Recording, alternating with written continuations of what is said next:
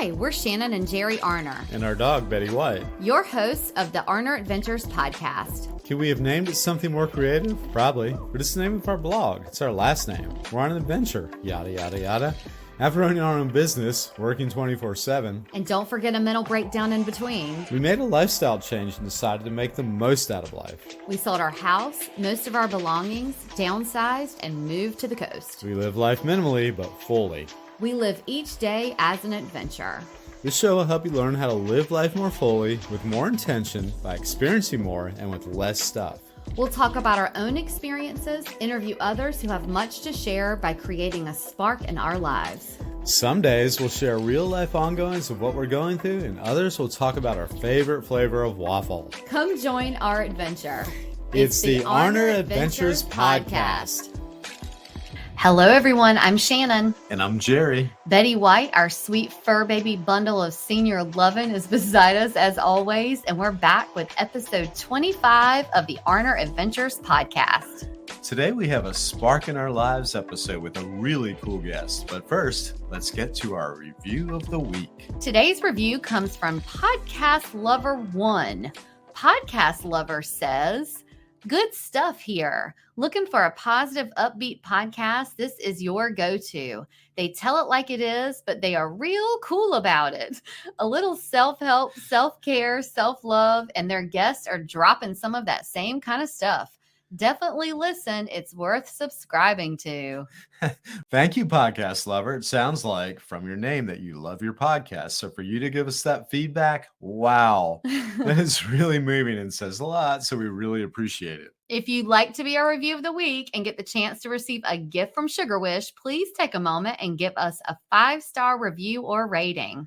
We have an easy link for y'all to follow. It's lovethepodcast.com/ArnerAdventures. But no worries, we'll link it for you in the show notes. It really helps us so much to support us and keeps us excited and motivated to keep going to bring you exciting guests like the one we have for you today. Yeah, and while you're at it, be sure to hit that subscribe button in the platform that you're listening to us on right now so that you'll be sure to be notified each time we have an episode drop. Well, let's get to today's guest. Our guest today is Buddy Brooks. Buddy is not only a really cool guy to know, but he also has a really interesting story. He's super inspirational and motivational. After you hear the episode, you're going to want to be friends with him too. Well, we won't spoil it. We'll just get to the episode, should we? Okay. Well, here we are finally. We have been trying to schedule this episode for a long, long time. Today's guest is a spark in our lives. Not only is he one of the most positive people we know, but he is also a walking motivational speaker without prompting and a natural-born leader. He is a speed reader, a Parrothead, beach lover, and has an oddly strong distaste for mayonnaise. Recently, Buddy was sworn in as one of the youngest deputy fire chief in Eastern North Carolina. Buddy often speaks publicly about leadership. We have some things in common about how we wanted to risk it all to be near the ocean, and we're going to talk more about that. Our guest today is Buddy Brooks. Buddy, thank you so much for taking your very busy schedule and making room for us to be in it. And thanks for being with us today. Thanks for having me. I'm glad to be here. So before we get into it, where are you right now and what are you grilling? I'm in my living room right now, sitting at our new surfboard table, and we're actually grilling some chicken legs, alligator, chicken wings, and a rack of ribs. Okay. Oh my. I knew he was grilling something. Sort of running the gamut. Saturday, we're always grilling something.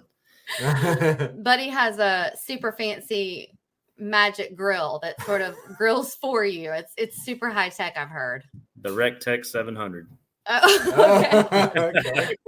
Who is not a sponsor of this episode, but they can be. Yeah. Mm-hmm. And I hear that it has a few upgrades from the 600. Yeah. Yeah, it's like it has an app on your phone or something, right?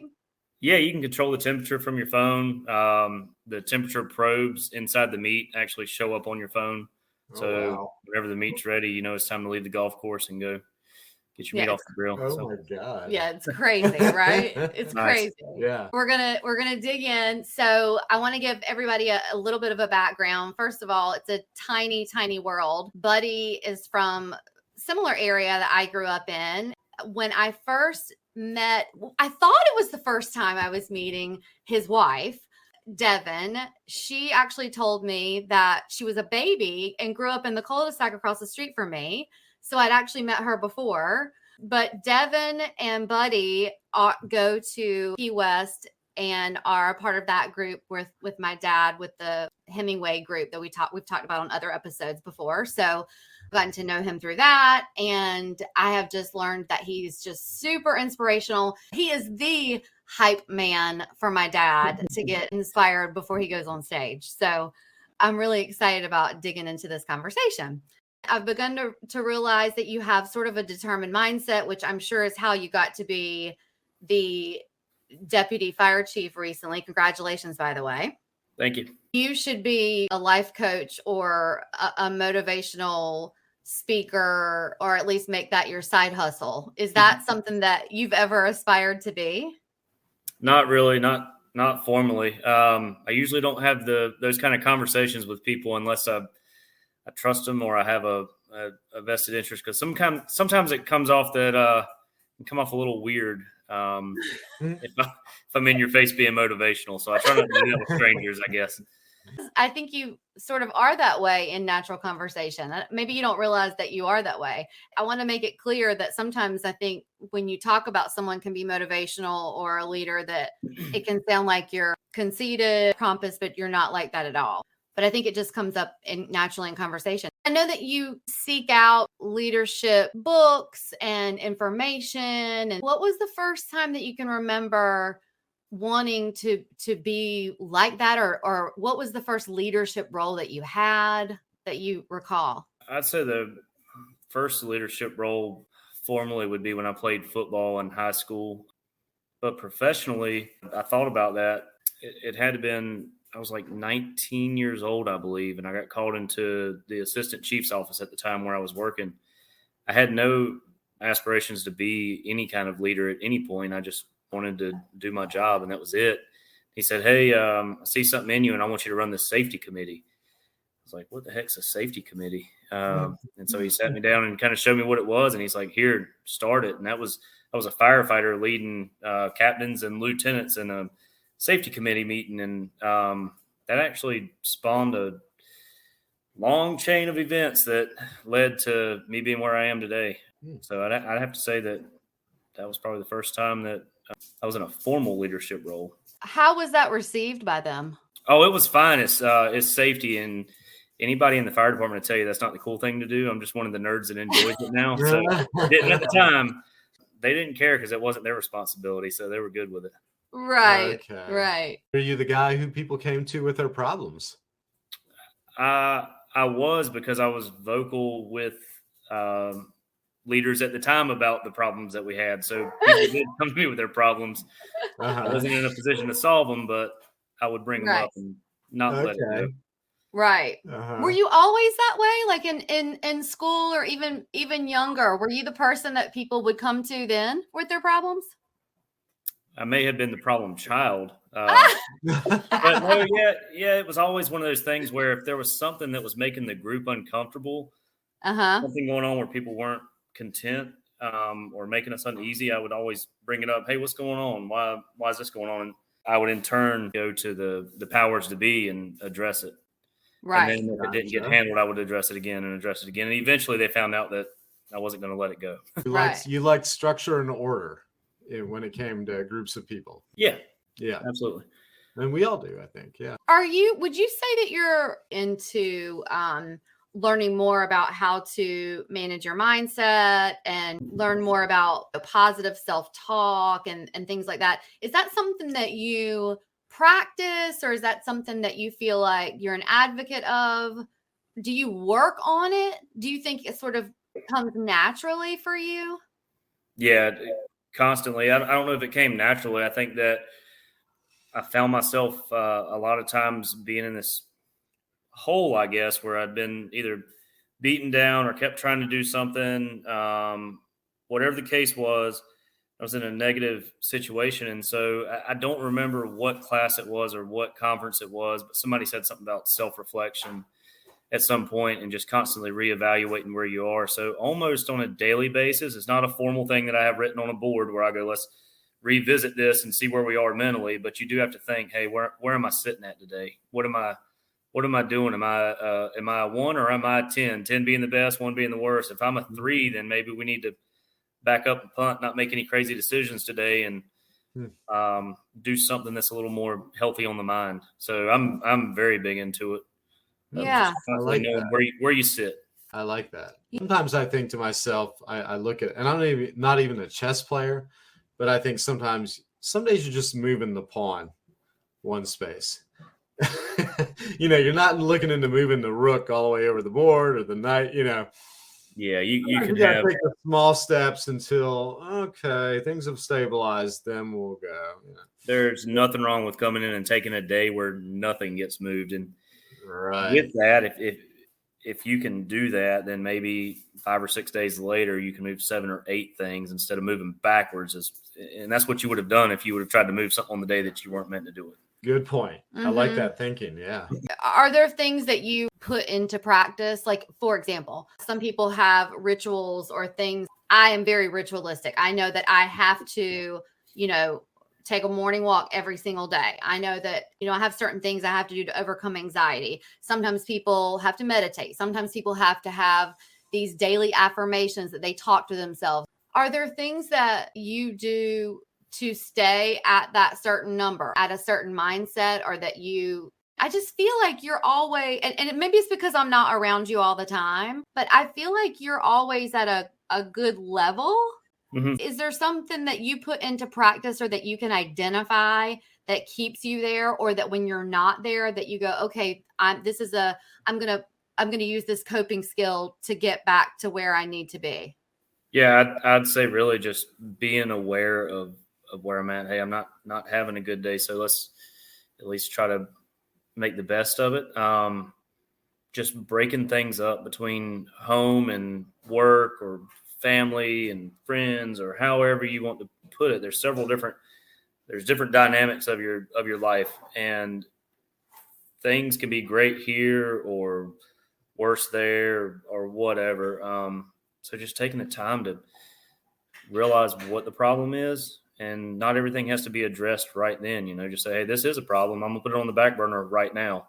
But I'm going to go home and grill. And that's one of my outlets is grilling, or making sure that we're going to the gym every day. I'm a big advocate that going to the gym is not only a physical thing, it's a mental thing. And it really helps break up all right, I just left work, I'm going to the gym. Now I'm home. Just stuff like that. Just really being mindful of it and not being afraid to admit to yourself that we're not always going to be at 100%. Very good. Yeah. And I think, Shannon, you see me sometimes like maybe in Florida, I'm always happy. I'm always at 100%. I haven't had a bad day in Florida yet. I don't know it. You can tell when someone, though, has a mindset that's sort of a determined, or that they're, when you can tell when someone has sort of an even keel. And I feel like you have an even keel mindset. Yeah, I think it just takes the ability to realize that every day is not going to be a good day. There's going to be bad days. Don't let the bad days overrun the good days. Kind of balance it out, and there's nothing wrong with just coming home going, yeah, that was a bad day, but hey, everything's all right. Do it with a smile. Did you ever, or have you ever considered like becoming a counselor, whether it's in the fire service or doing anything like that in any kind of role? Not formally, as far as, absolutely quitting my job, doing what I do now to go be a counselor. But I've taken roles within the fire service that you could call, I guess it would be in the same lines of counseling through peer support. We have a big network on that, and I'm part of a team in North Carolina that does that. So if somebody's having that bad day, they can reach out to somebody. We have a big group text. We have a formal training that we go through. And so I do it more for first responders, but I never thought about doing it in a formal setting outside of work. So forgive the pun here, but it takes it takes a certain kind of person to walk into the fire per se and take the leadership role. So what do you think that you've done in your life to sort of be that leader? Or do you ever have, I don't want to say fear, but do you ever have times in your life where, and I know I keep bringing up leader, but I just feel like that's kind of who you are, or that you sort of take that role or you are that role. But do you ever, do you think that you identify with something that's either happened in your life or something that, can you pinpoint something that just makes you that type of person? Yeah. Just a little background about me. I was the only child growing up, so I always hung out with older folks, my parents' friends and stuff like that. So I think I was a step ahead on the maturity, spectrum. The leadership part, having bad leaders when I started in the fire department, working for bad leaders made me the person that I am now. Like, that's what really sparked me to go, that person's not a good person. They just found themselves in a position to be able to tell people what to do, and they're not doing it for the right reason. Mm-hmm. Taking a few classes and meeting the certification and obviously getting promoted and sitting in that position. I'm not talking about the current position I'm in now. I'm talking, 2 or 3 positions ago, of Yeah. sitting down going, wait a minute, we can be a nice person and we can treat people right. And we can include people and we don't have to have cliques, and we can be the person that has an open door. That's what really sparked me to say, yeah, there are bad leaders, I guess, is what inspired me to be where I am now. Yeah. Definitely not complacent on thinking things have to, like, you're not somebody to just sit around and go, well, I guess it's always been this way. We're just gonna. Yeah, that Yeah. is like my pet peeve of, it's always been this way and we're going to keep it this way. And if Mhm. it's always been this way and it works, that's fine. If it's always been this way and it's not working, or we can do something better, then we're going to change. I'm a big advocate for change. I don't know if you ever heard the term, but firefighters don't like things the way they are and they don't like change. So you're never going to win. No, I haven't ever heard that before. I think I get along with firefighters pretty good. Yeah. But I would have to say, just to sum that question up, if I had started in the fire service, and this isn't taking jabs at anybody, but if I started in the fire service and had good leaders throughout, I probably would have never even tried to promote. I think that the bad leaders in the world really pushed me to go where I went. To make changes. Yeah, that's before we moved down here. Nothing to do with anywhere that I'm at now or anything like that. It's just, that's a honest statement. So, well, who's inspired you as a leader? I know it sounds cliche or whatever. Bad leaders have. I've always well, that makes sense. Always taken that. I guess it's a good time to give them some credit. I've always looked and going, get over yourself, or that there's something going on here. I don't like the way they treat people. I don't like the way that they do this or that. And just taking those kind of mental notes and putting them in the back of your head going, let's not do that. When the time comes to be in that position, let's not do that. I've been very mindful of that over the past 7 or 8, 9 years of let's make sure we're not that guy when the time comes.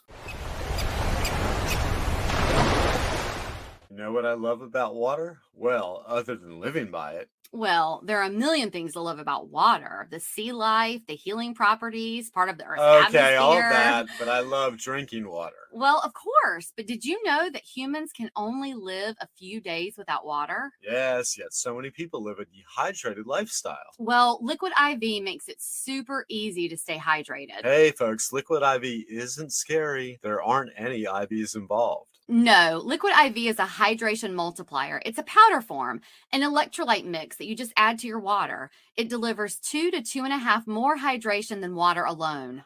They have all kinds of flavors you can choose from, and they have some with energy multiplier and immune support. Also benefit, they are non-GMO, gluten-free, soy-free, and dairy-free. If you're someone who either has trouble getting your water in or maybe just wants to get in the express lane with your hydration, you should definitely try Liquid IV. For our listeners, if you go to their website, liquid-iv.com, and use code ARNERADVENTURES, You can save 25% off of your order and get free shipping. That's awesome. We'll link it in the show notes too. Liquid IV, fueling life's adventures. Oh, wow. I've never heard that answer. Yeah, and that's pretty neat because I don't think that's where we were leading with the question. No, but we that's really interesting. Came up with something totally different. Well, we Pretty talked cool. about you being a speed reader at the beginning. Yeah. And I know that you read a lot. What was the last book that you read? The last book I read was The Functional Fire Company by Scott Thompson. He's a fire chief out the colony of Texas. He's an inspiration to me. He writes about culture and how to shape your culture within the fire service. And really, anybody in business could read it. Anybody that's any kind of leader could read that book and get something from it.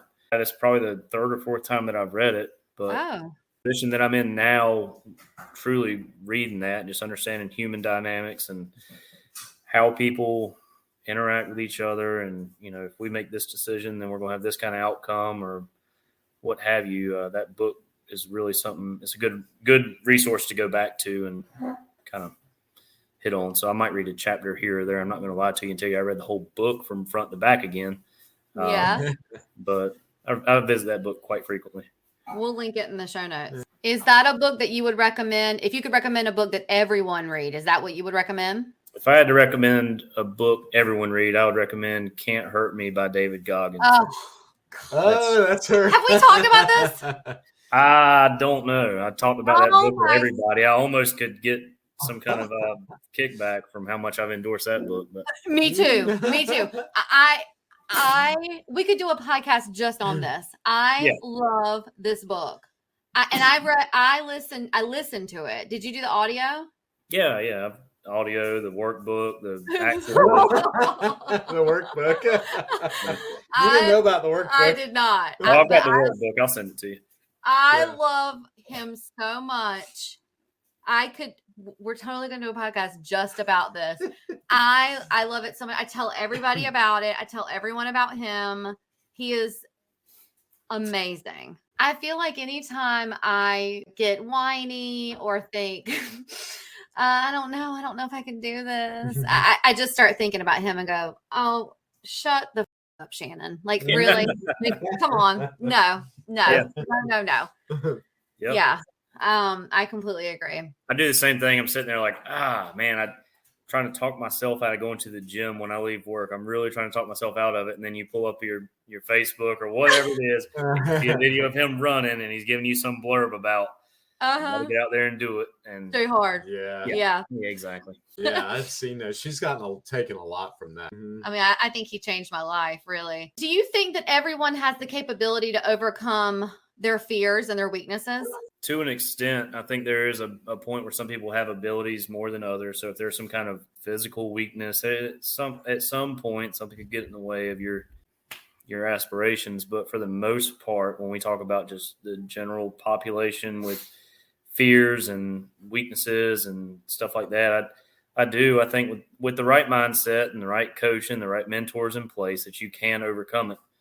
I have not figured out how to overcome my fear of snakes, and nor do I plan on doing it. So don't try to find the right mentors or coaches for me to do that. But it's hard to have a support team of snake people around you at all times to talk you. There's just certain things that aren't, Yeah. I'm glad I don't, honestly. Yeah. And if you go back to David Goggins, he would say that your body is capable of going so much further. It's your mind that will stop you. You know? As we say, it's 40% rule. When you think you're done, you're only 40% done. Yep. Is there a quote that you live by or that you really enjoy? Well, not to get back into the David Goggins world, but it is, and it's my background on my laptop, and it is nobody cares what you did yesterday. What have you done today to better yourself? That's a good one. Yeah. And in my profession, and I'm sure everybody else's profession, honestly, you meet the people that did something 30 or 40 years ago that haven't done anything to better themselves. You never want to be that person. You always want to improve, especially in a line of work that, lives matter. You want to make sure that you're doing the best you can, be the best you can. And I even use that, at home. We can say, oh, we we bought a new house last year. We built a house. That's great. If we don't do something to try to make ourselves better down the road at home, and guess what? 10 years from now, we're going to have an old house with nothing to show for it. So kind of look at it that way. It's like, just make yourself better every day. And it's not about yourself. That quote could be taken as a selfish quote, and take it how you want to. It is. But part of what we want to do every day is help others along the way. And so for us to help others, we have to be good at what we do. And that means we have to continuously improve within ourselves. So that's a good way to think. You always got to think about the more you can do for yourself, the more you can pull others along that need that's right. the help. Yeah. Right. You can take it back to like Dave Ramsey's baby steps.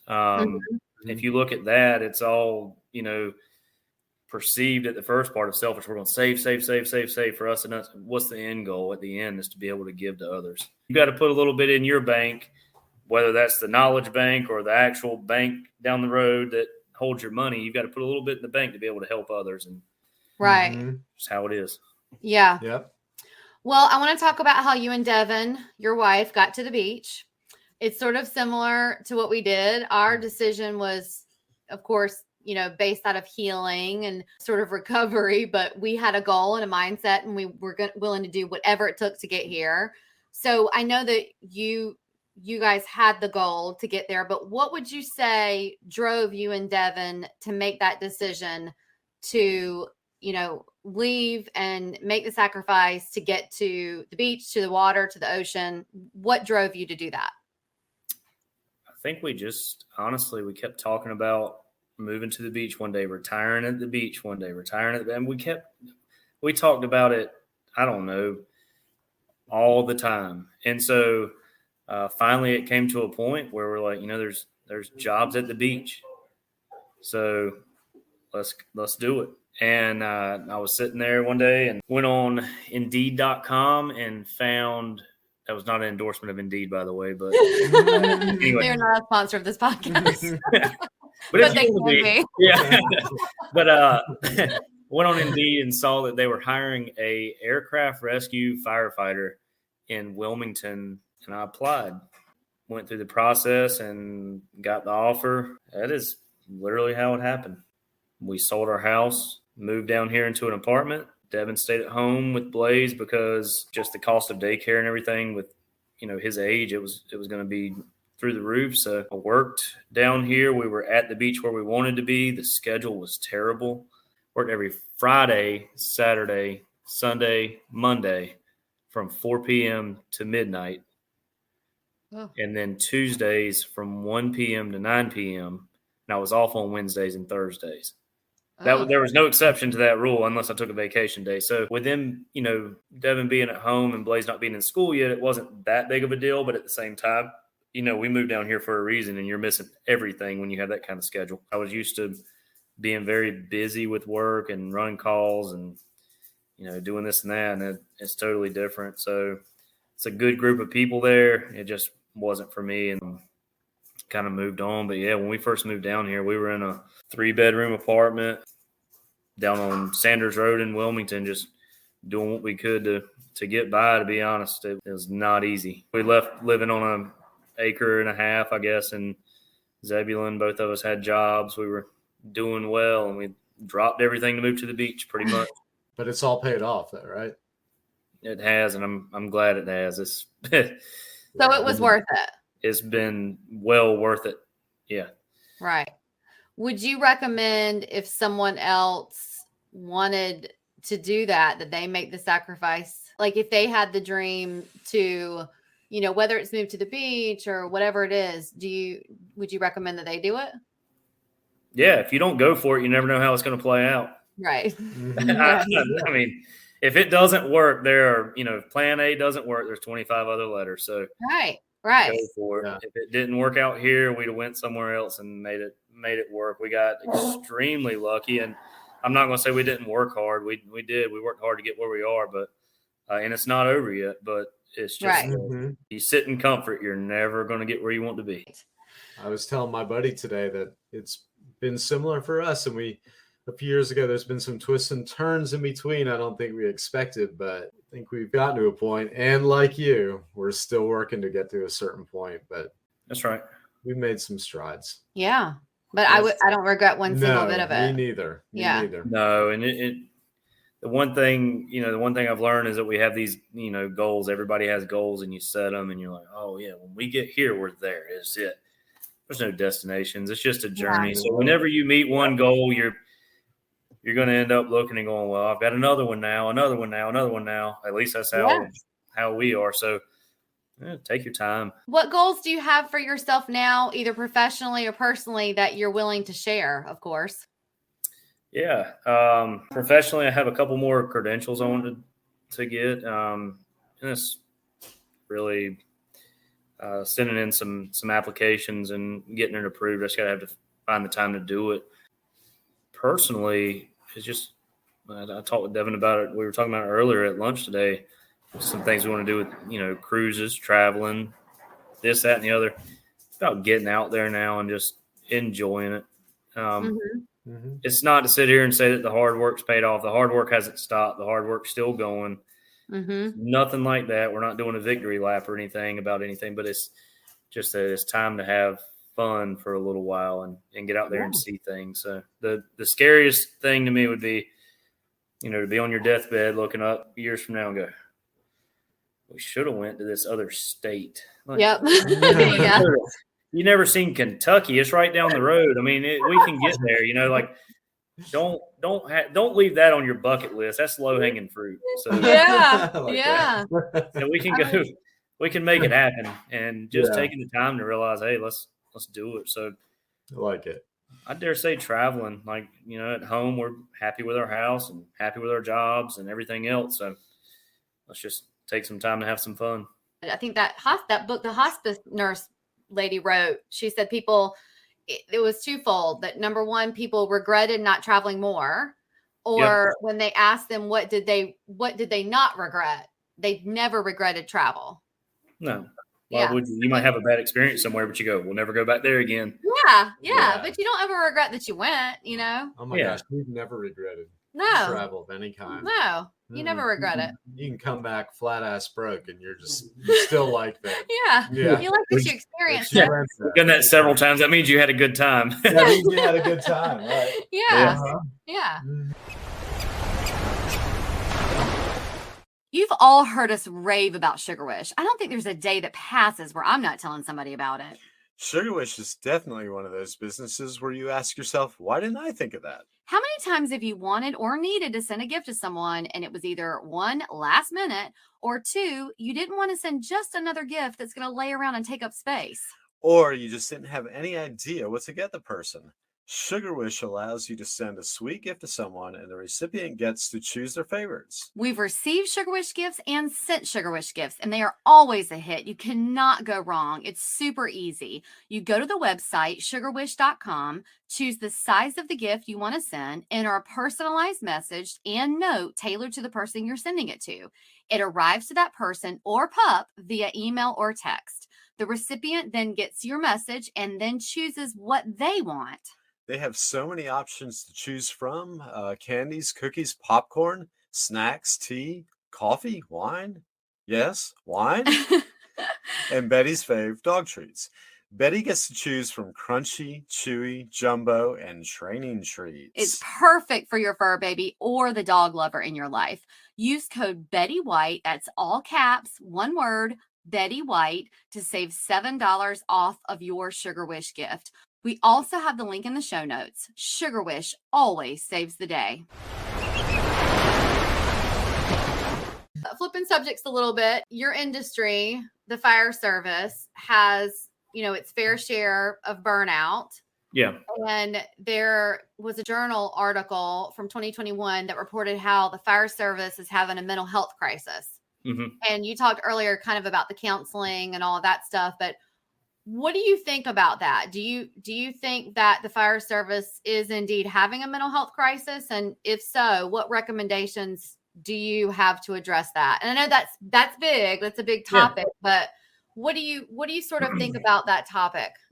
So I think that the fire service has done a poor job in the past of identifying that this is a tough profession or what have you. And I think it's been for the wrong reasons. I think everybody focuses when they think about the burnout and the mental health crisis and all that of first responders. They think, oh, this has got to be because of the calls and the bad things they see. I know people that have never seen what you would call terrible incident, but they're burnt out. And the reason is that the schedules that we have, the dynamic of, living with other people for 33% of the time and leaving your family at home, those kind of things are just unnatural. Even when you think you're sleeping good in a fire station, you're not. You're not at home. Your subconscious is on guard. So, and you start looking into that stuff with your subconscious is on guard, therefore you're not getting good sleep. Sleep deprivation leads to what? Irritability and health problems and all that. So I feel like the burnout that we see is not necessarily due to the calls. I mean, there's a lot of times where it is, don't get me wrong, but for the most part, it's either, the environment that people are in, the shift work, bad leadership, all of that will drive people to get burnt out. It's a very real thing. What we're seeing now is that people are addressing it. So years ago, when you went to a conference, you would see that, hey, it's going to be firefighting this, firefighting that. And the whole list was firefighting, nothing but it. Now, if you go to a conference, we're almost playing the catch-up game. You'll see mental health awareness, sleep deprivation awareness. You can pull it up and look it up with any, big conference that you go to. A lot of it has to do with preventing the burnout or whatever. So we're really playing catch up as an industry. We've realized that there is a problem, and we're starting to get smart about why there's a problem. And it might not necessarily just be the nasty, gory calls that everybody thinks it is.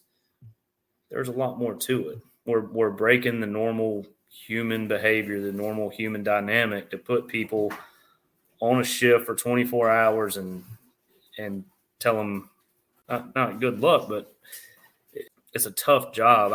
I can tell you personally, just 12 years or whatever, I rode a fire truck.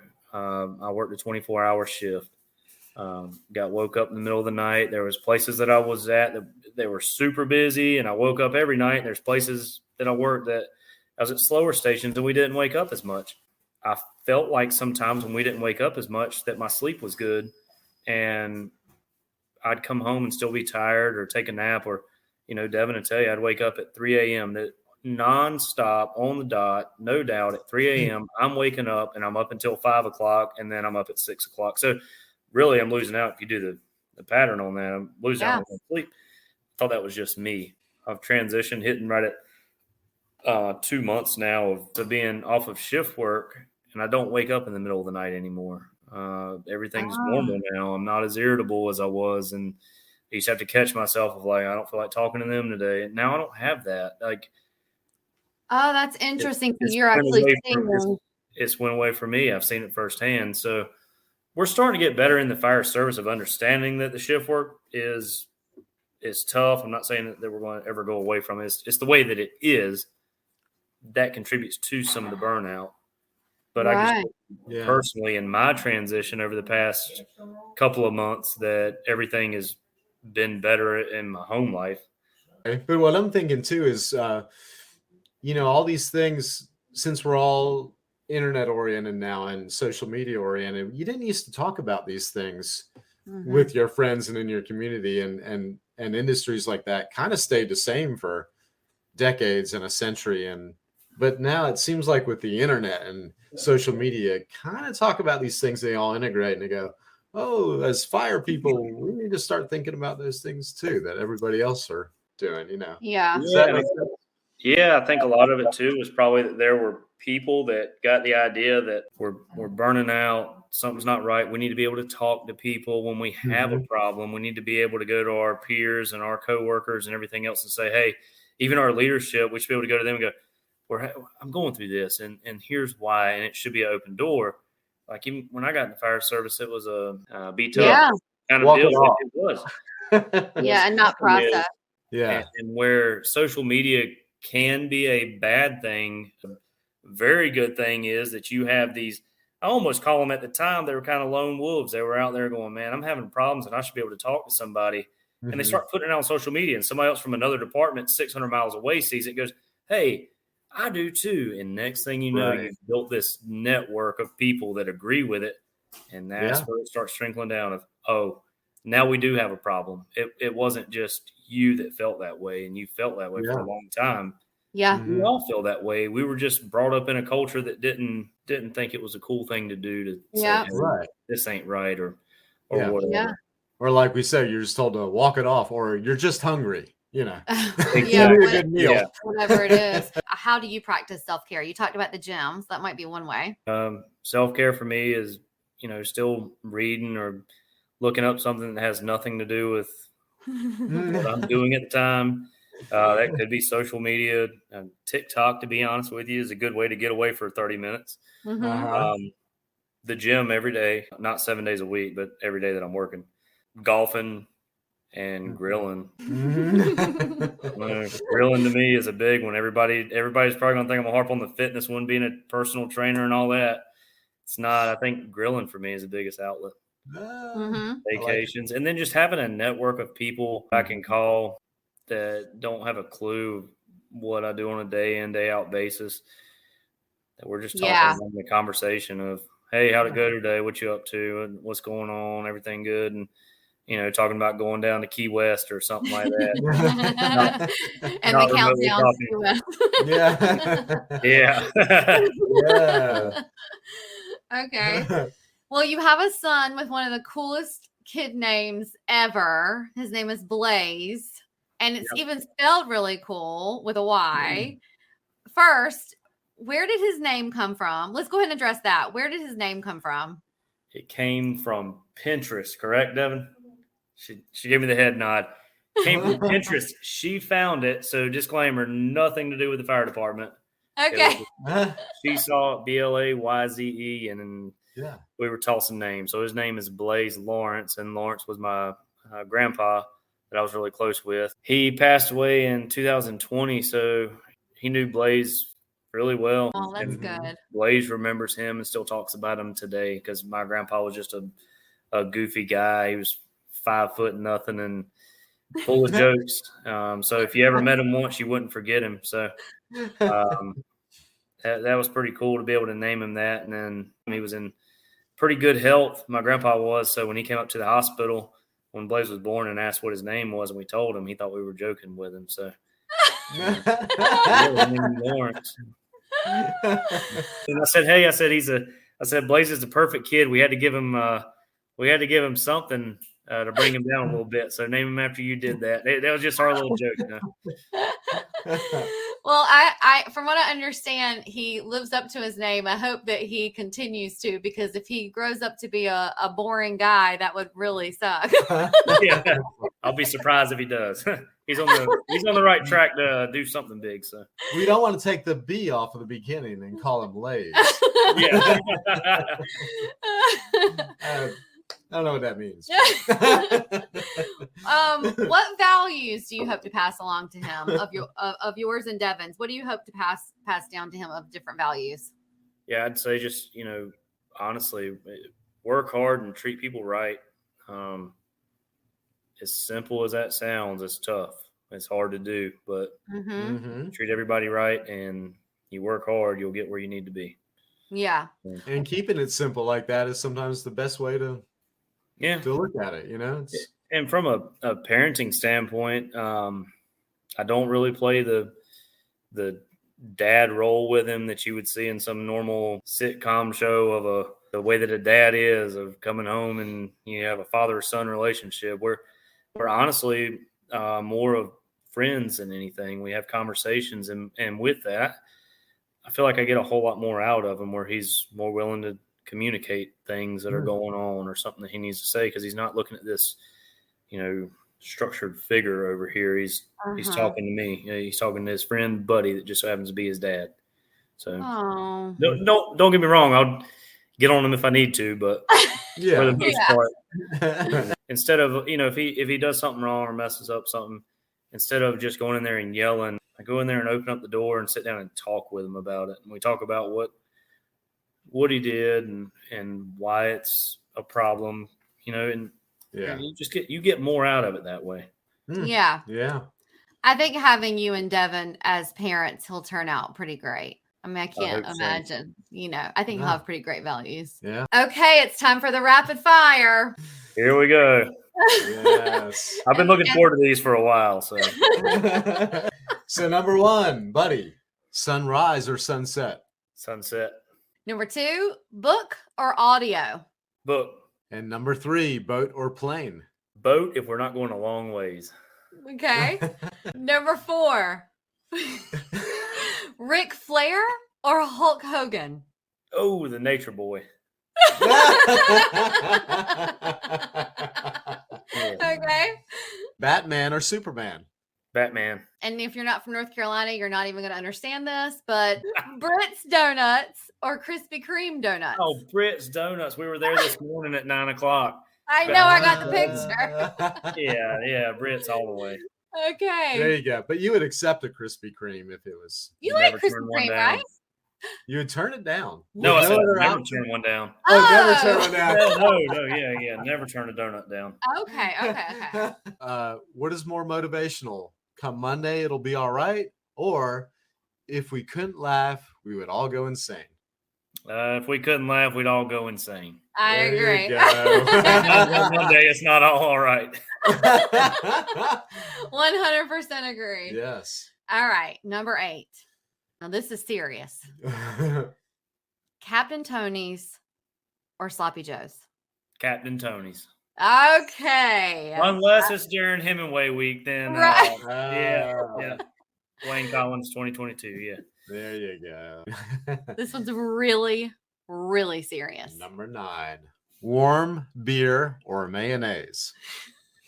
Good gracious. Oh, I don't know. That And we might be ask the everybody toughest. that.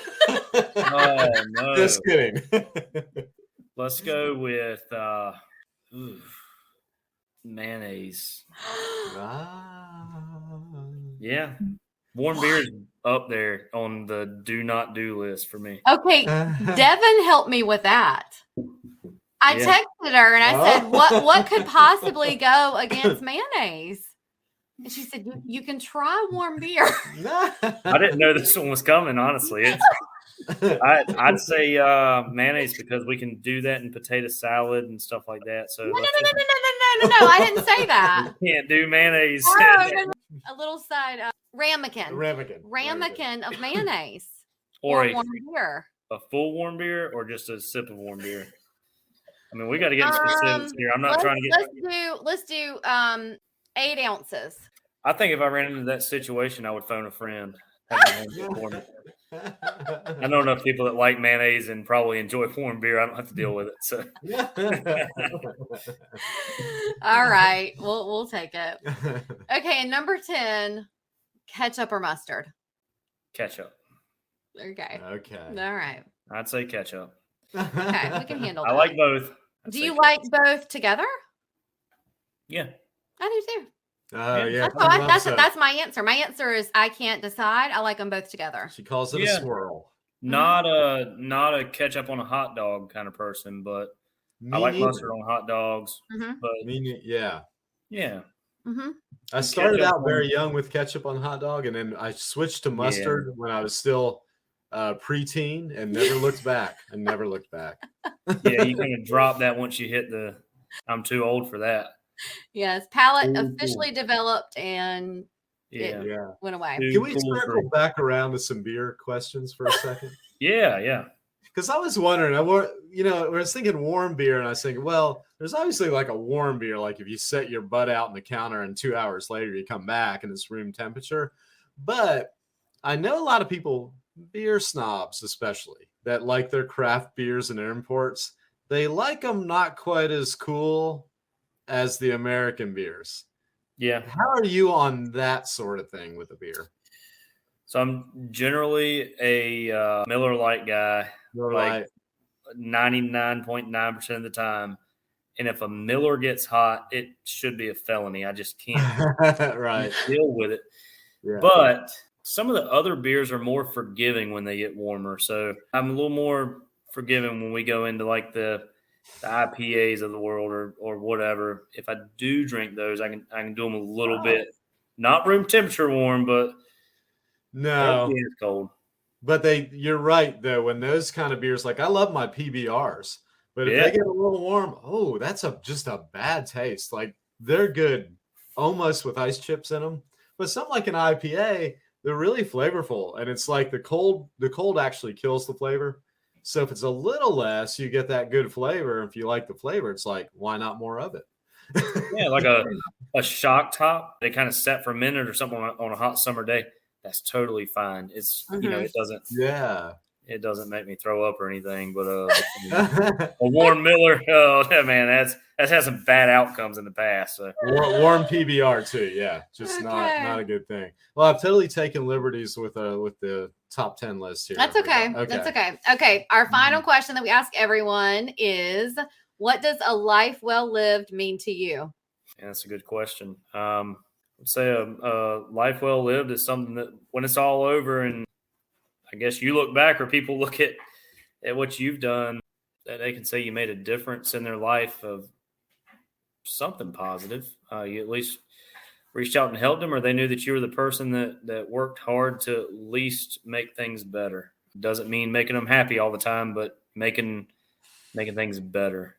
When it's all said and done for me, I want to be the guy that went down, that tried to reach out and help as many people as I could. And I know that sounds cliche, but I don't know. It's fun to me. There's nothing better to me than when the phone rings and somebody's asking a question. Even if I don't have the answer to it, they're asking a question. They're coming to me for a reason because they at least are comfortable saying he wants to help.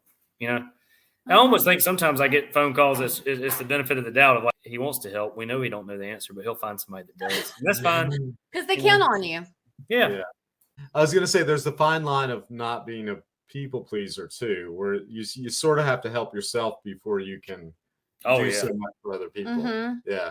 Which I've fallen into that before. Trying to do too much for people without helping myself first.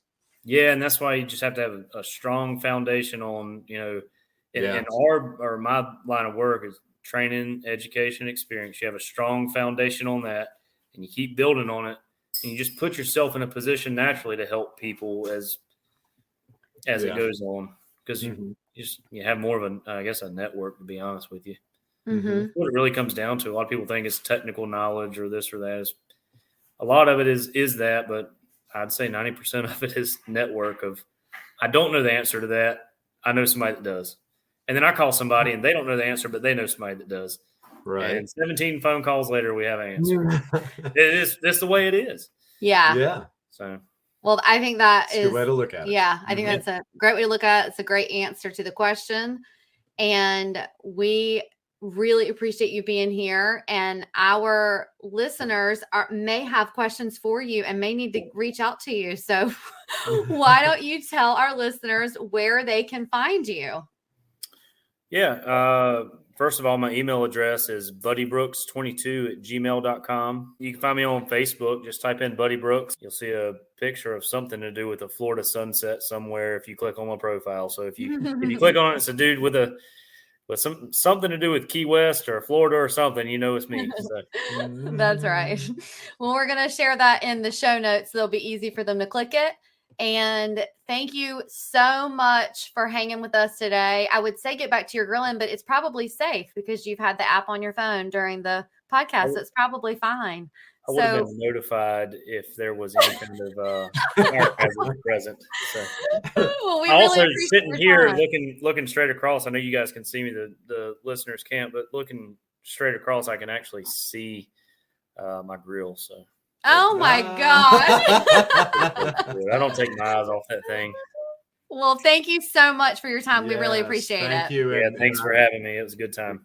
And we'll get to see you in Key West in just a few weeks. Hey, the first PBR is on me. Oh, wonderful. Thank you. Well, that was Buddy. He could be your buddy, right? Buddy is a true buddy. He is aptly named. He is. That like buddy. Blaze. Like Blaze. Like Blaze. It's pretty cool. Yeah, what an inspirational guy. I think that, ever since, you meet someone and you start chatting with them, and we've said this before about other guests, but once you start having a conversation with people, it's like you now start going, "Oh my gosh, I want other people to know you." And with Buddy, you really want other people to know what a cool person he is and what an inspirational, motivational person he is. When he said, how, oh, it doesn't, if I need to be motivating to someone, I am, but it doesn't really come up, that would be weird. It does, though. Like, he really is just an inspirational, he's just a natural leader. And I don't even think that he realizes how much of a motivating person he can be. Sure, he does not. Well, that's good. He's sort of humble. That's probably what makes him that, is that it's not something he's thinking about consciously. It's just his nature. Yeah. He seems to be the kind of guy that folks might come to for some sort of advice or guidance. Yeah. And one thing we Mhm. didn't talk about on the show is that he is also a personal trainer. So, without us digging into it, you can also see that too, right? Yeah. That he would also be a really great personal trainer. Seem to have a demeanor, definitely. I'd say, yeah. But Yeah. not in a overbearing, obnoxious way. No. He's the sort of personal trainer you would want if you want to hire a personal trainer. Yeah, because I think people have known personal trainer types that can be a little overbearing, but he would not be that one Right. at all. Yeah, I think he would keep you, Mhm. sustain you, and keep you going. Yeah. Mhm. And he also, we also didn't get into this too much in depth, but he studies leadership. So he knows all about, management, leadership systems and how it works. So he doesn't just, talk the talk. He walks the walk. He knows the background and logistics of how all that works. So, there's a lot of knowledge behind why all of that works as well. I mean, I think it comes naturally, but he knows a lot of the book smarts about it too.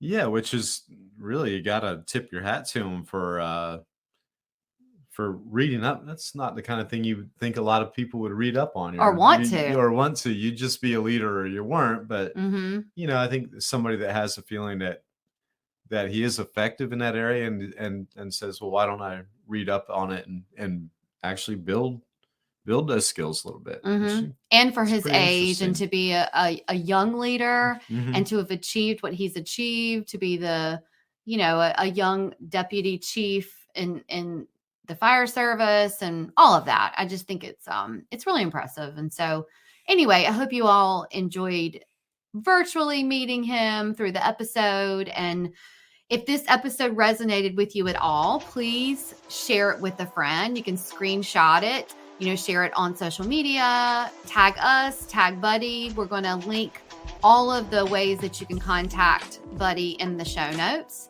And as always, you can find us at arneradventures.com or on Instagram at arneradventures, also linked in the show notes. So until next time, enjoy the journey that you're on. We're wishing you lots of adventures. Bye.